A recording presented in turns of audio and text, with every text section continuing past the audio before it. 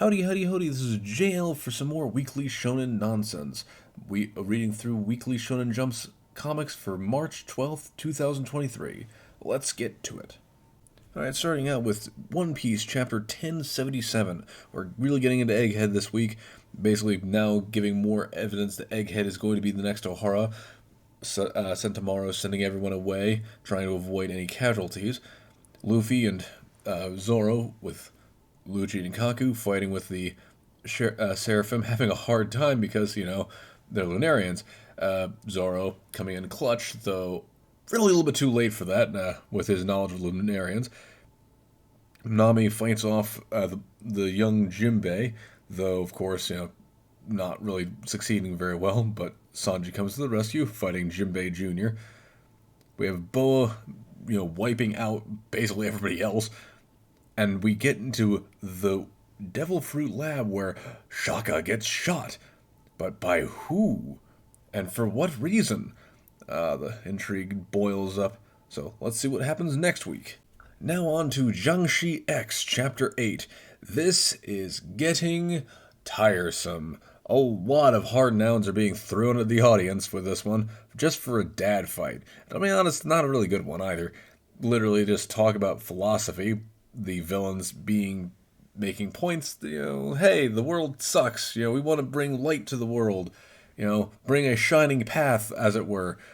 Of course, and then they have a discussion between light and darkness, and there must be a mix of the two. Bad things must happen for good things to shine brighter, I guess? I don't know, it's really wishy-washy stuff.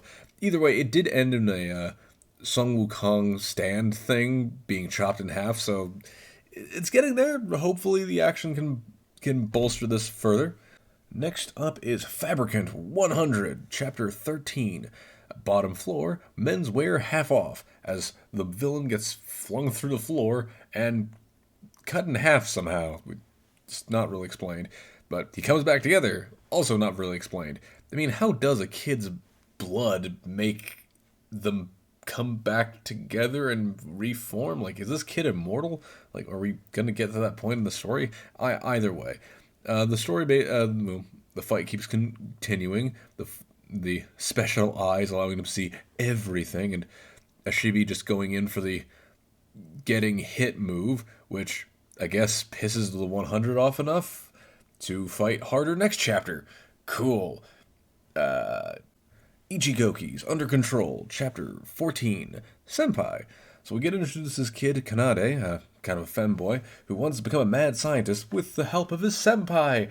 And after some various methods, he's able to make a robot for a robot contest. Sort of getting flashbacks to Tetsujin here. And of course, he makes his robot, Shit Toilet, who is really cool looking. I hate that he dies this chapter, of course, because Kanade's evil. Mad scientist sort of matches up with that. Well, anyway, it ends exactly what you think it would. He still wants to be their friend, though. Cute. Alright, next up is Cypher Academy, Chapter 15. The mystery starts, and characters get into character. For characters we're not really used to yet. It's only 15 chapters, and they're kind of expecting us to keep all this in our heads. And, my god, it's just vomit of words on every page, including this one giant spread of nothing but word vomit that they dissect to say, well, let's cut through all the word vomit to find the truth. Really? We're really doing this? This is insanely stupid. Just get to the bloody fucking point already. Like, is this a light novel? It feels like this is a light novel. There's just a lot of talking at each other to expand the plot, but do nothing with it. I'm sorry, guys. This is just terrible. Alright, let's cleanse ourselves of that filth to talk about the Ichinose family's deadly sins. Chapter 16. Mom is gone. Just completely. Her room is gone. And we now get more information through Grandpa Kozo, who apparently has been through this 2,000 times. Or more specifically, the entire family has been through this 2,000 times, which now just enters us into a time loop, rather than just being a straightforward, they get amnesia, they wake up, and time resumes. it is the same exact time every single time, and each time they find more information, the loop starts over. So now we're getting kind of straight to the point with Tsubasa going straight to fake dad to figure out what's going on. Again, fascinating. This is how you do a mystery right, god damn it. Time for Ginka and Luna, chapter 25. The fight continues, and now we get more of a reflection into Luna here, where she apparently shoots herself in the head, but we get into a flashback where she speaks with her child self, kind of going over what happened to her mother and her real reason for becoming a magician. And apparently this actually leads into the power set for magicians, where memories hold power, and sacrificing memory is just as good as a normal power-up. So, alright, we're getting deeper into this fight, so let's see how this goes. I mean, has she forgotten Ginka? I'm trying to be very subtle with these, huh? Moving on to Tokyo Demon Bride Story, chapter 26. The mom explodes heads for fun, or for punishment, I guess. So anyway, apparently Monika's trapped in a birdcage situation, and now the hero must choose either 3 fingers or an eye for a waifu. This is a extremely strange situation. I really hope he just takes the knife and stabs her eyes, and like, hey, you said an eye, you didn't say mine. Alright, next up is Akane Banashi, chapter 53. Yeah, so if this was America, Kaisei would probably get blacklisted fast, because dude just ruined an entire show just to prove a fucking point. Like, my god, dude. I mean, the story was great. No joke, it's a really interesting horror story. But Rakugo is mostly comedy? So, like, you start the entire show with a comedy, you're sort of making the work hard for the rest of the guys here. But hey, we now at least have an invitational to the next tournament arc, which is great. I love that. So now we got Akane really trying to bring up her game here for this next big brawl, which will lead to a new show, which will have her compete with Kaisei directly. So, fascinating stuff. Moving on to Blue Box, chapter 92, with Taiki being the best boy, giving away that ticket to Yumika, because apparently he was just doing this for her directly to give her that ticket. That entire fight was not for him to see it, but for her to see it, to make sure that he, gets them to be friends again, Chinatsu and Yumika. And he gives a soft confession to his rival about his love for Chinatsu. Clever. And then the end of the chapter basically has the two of them meet up again with, again, another soft confession, which just gave me chills. This comic continues to be one of the most amazing little romance comics to come out of Shonen Jump. Good stuff. Alright, next up is Witch Watch 100. Oh dear. No, I guess we have a Urine Mirage, chapter 171. Hey guys, I don't know where this came from, but apparently we keep getting more of this. I don't really understand what's going on. It was just kind of in the middle of it. That guy had a lot of hair, and they failed their mission. I guess they were trying to capture him or something, and they then asked questions like, what was the mission? Even the characters are confused. I don't know what's going on.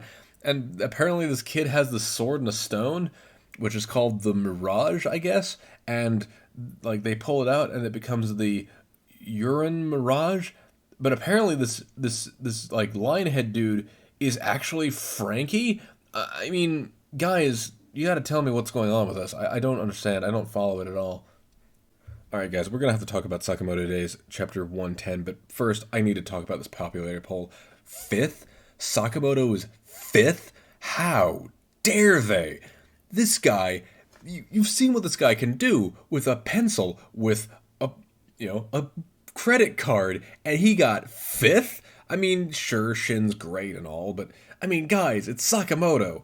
The dude just wrecks shit up. You saw him in that organ fight, you saw him on that plane, you saw him on that island. Where's the line drawn? Who made this list? Like, was this the Japanese fans? Are these people writing into Shonen Jump in Japan only? Because there's no way this guy didn't get fucking first in America. God damn it. All right, moving on to the actual chapter, we're getting really into this fight. It's very fun, especially seeing Naguma getting launched into the convenient mattress store, where he's like, "Oh my god, this is too hard. Oh, I better just rest and focus my goals." And then sleeps on the bed. The nice lady's like, "Oh, do you like your stay?" Like he's like, "It's nice." Like really, guys. And then of course there's other little fun things or painful things in the case of a cow. Tabasco to the eye, ow. And of course, as the fight ramps up, Taro is showing that he's number one in my heart, at least. You know, fighting off the old man who's getting faster and faster. And then Slur just comes in and goes, "Yeah, you gotta not follow with your eyes." I'm like, "Where the hell were you? Where the hell are you, Nagumo?" Like, all y'all are fucking sandbagging while Sakamoto actually does the real work and knocks the motherfucker out like a boss. Number 5, my left foot. Alright, let's watch that filth out with some other kinds of filth. Ayakashi Triangle, Chapter 123. The aftermath of the Medusa incident, we get Lou learning more about Ayakashi, believing they're aliens, I guess. And of course, we get some more male Matsuri in the series, finally, and interacting with characters we've only ever met with female Matsuri. And now we also have some tension building, because both Matsuris loved Suzu so much. And of course, we get her, flowing her shirt up because, wind powers. So, the plot thickens, but, I don't know, was this the right kind of filth to chase that with? Alright, moving on to the last here, Undead Unluck, Chapter 150. Creed has been captured. Well, no, he's been hired, because apparently his own forces are attacking, along with the enemy's forces, meaning everyone's carpet bombing the area, because they really want that disc to start more wars. But our union's here to end wars. Meanwhile, Billy and Teller kind of, mending their wounds together. Billy being blind and Tella being deaf now. We're getting more of their little relationship. Of course, the enemy forces are now dropping more units, and we gotta stop them, but non-violently. So, here, Creed, here's some rubber bullets for your Gatling gun. I don't think that's how that works. But either way, disc is revealed to be a flying saucer, a really big one too. And that is it for this week. No My Hero Academia again. This final arc is stretching. Oh god, please let it end. Anyway, so we'll see you next week on another, probably shorter, episode of Weekly Shonen Nonsense.